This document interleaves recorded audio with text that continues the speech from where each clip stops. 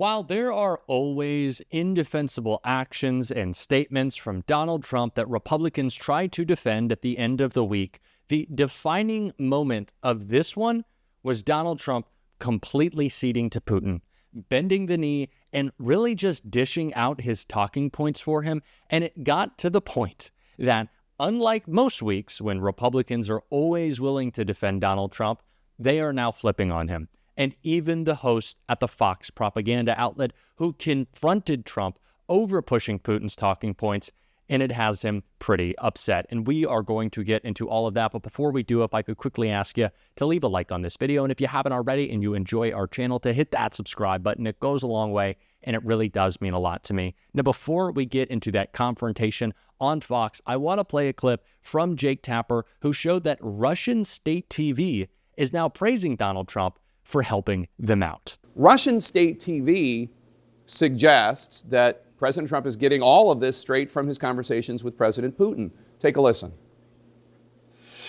Трамп отвечает на вопросы по поводу пресс-конференции. When Trump is answering questions about the press conference, I think it is not a coincidence that many of the narratives that are being voiced largely materialized after their conversation.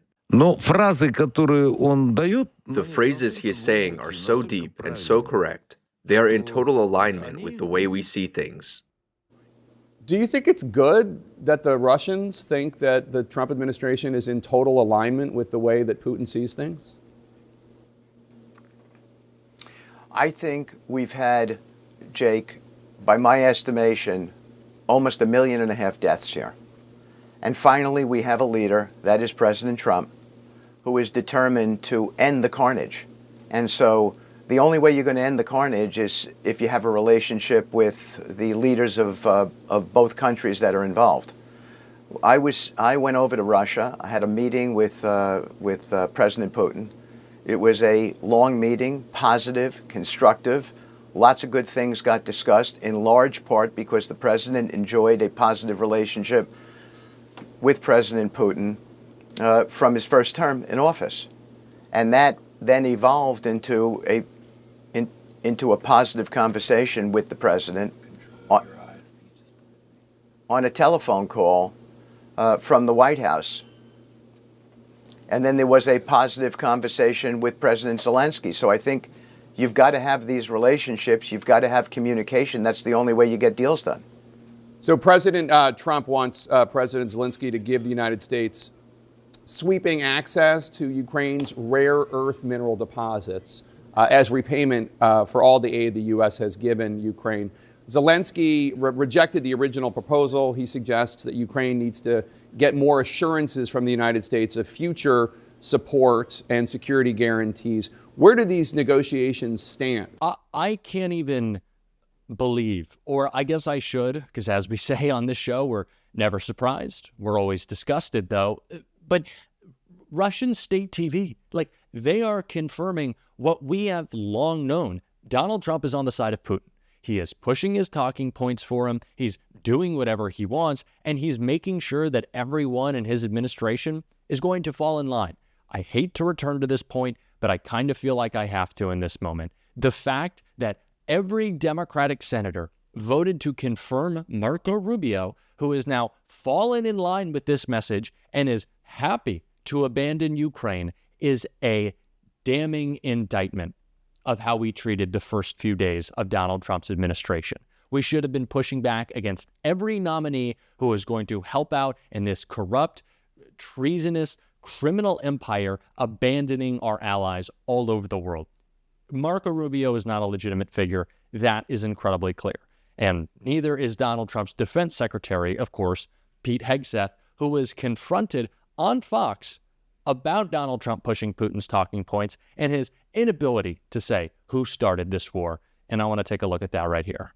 Joining us now, Defense Secretary Pete Hegseth. Welcome to Fox News Sunday. Hey, Shannon. Okay, so let's start here. Tomorrow marks 3 years, an anniversary of the start of this war. Russia apparently is planning to declare victory tomorrow. There are propagandists who say they're going to share messages that the West essentially abandoned Ukraine. I mean, how does the U.S. and will it counter that messaging if that's a victory lap Russia tries to take? Well, Vladimir Putin can attempt to take all the victory laps he wants. The reality is the president is focused on one thing and one thing only, and that's stopping the killing and the destruction across Ukraine and ensuring an enduring peace. So both sides are going to make a lot of claims, and the president has very directly engaged both sides in real time. There's bilateral negotiations with Russia, which, by the way, no one else has been able to do. Joe Biden was never able to bring Russia to the table for actual peace talks. Only Donald Trump. He's the only man in the world that would be able to do that. He's also engaging directly with Ukraine. There's going to be bumps in the road in these conversations when you're seeking a historic peace. And ultimately, our role is to do just that, and President Trump is doing that. So I don't need to get into the characterization of, we know who invaded who. We understand the stakes of this game. America, more than any other country in the world, has invested in helping Ukraine defend itself. Now it's time for peace, and that's what the president is dedicated to. Why has it seemed that there is some reticence to say who invaded whom or who's responsible for this? You know, there are questions about reports that a G7 statement, the U.S. opposed calling Russia the aggressor in that statement. And also, there are these warring resolutions allegedly at the UN. The U.S. wanted to essentially water down what Ukraine is trying to offer. This is what the Wall Street Journal reports.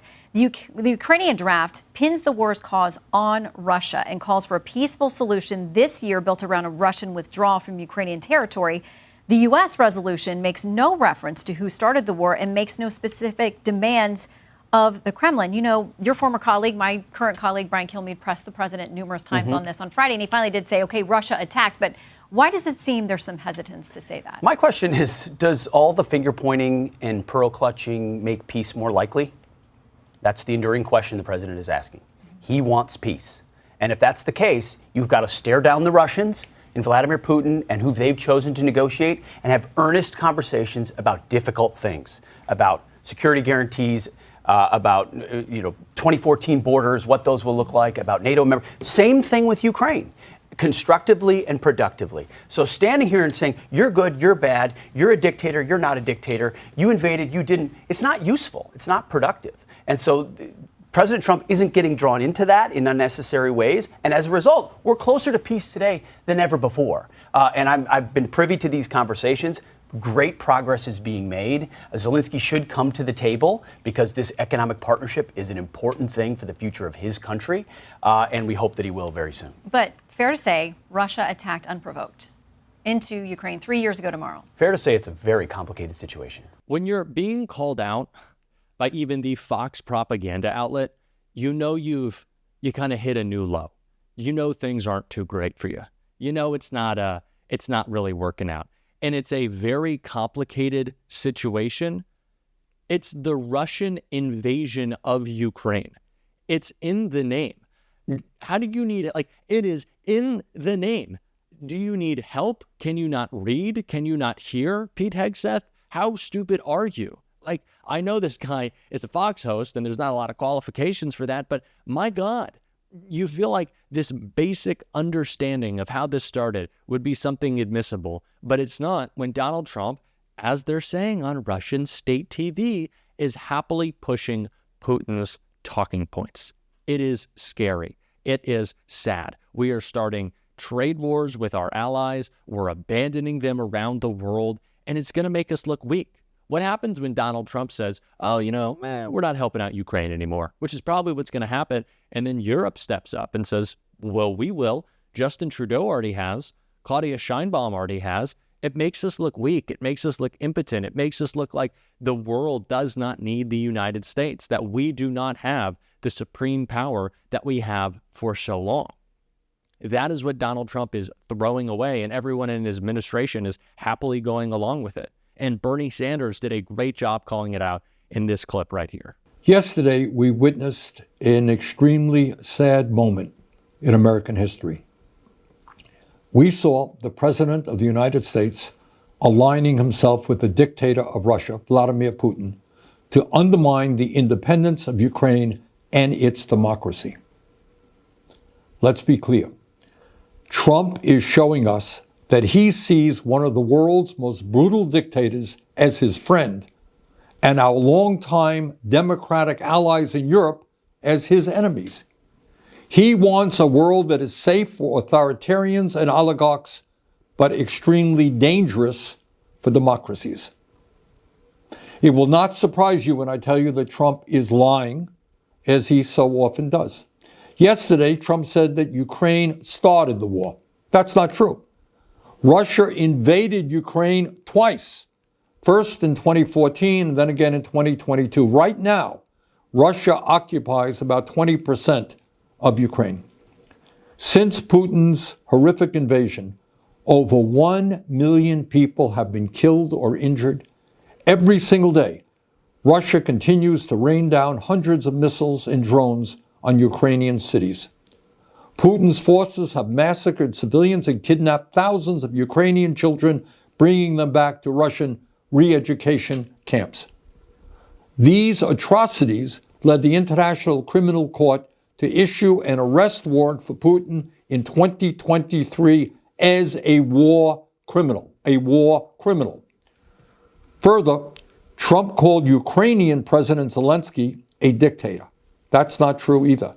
Zelensky won 75% of the vote in free elections. In fact, his approval rating is higher than Trump's. In the midst of a brutal war, Ukraine's parliament continues to function and free and unfettered political debate takes place. Trump claimed that our European allies have done little to support Ukraine in its fight against Putin's invasion. It is just truly very sad. And the fact that you have Fox hosts and Republicans, we saw Brian Kilmeade earlier this week say to Donald Trump, who was talking about, as he loves to, all the domes in Ukraine that have been destroyed. Of course, he has more sympathy for buildings than he does people. But Brian Kilmeade was like, well, Donald, that's because of Russia. They were the aggressor. They started this war. They invaded Ukraine. And he just refuses to say it. And everyone else in his administration will just go along with that. We are siding with the bad guys. Did you not watch Rocky? Can we not have that basic media literacy of who has been on the wrong side of this thing for so long? We're siding with Russia now? Really? We're letting this guy just cozy up to the dictators and going along with it? It's sad. It is truly sad to see. And it is painful to watch. And it is embarrassing abroad that not only will we abandon our allies, but our president is so dumb and so narcissistic that he is so easily swayed by dictators. It's painful. It's hard to watch, but it is important to call out, and it is what we are going to be doing on this show every single day. And if you want to support that, as always, you can hit that subscribe button. You can leave a like on this video, and if you stuck around to the end, you can drop a blue heart in the comments. And until next time, I'll see you soon.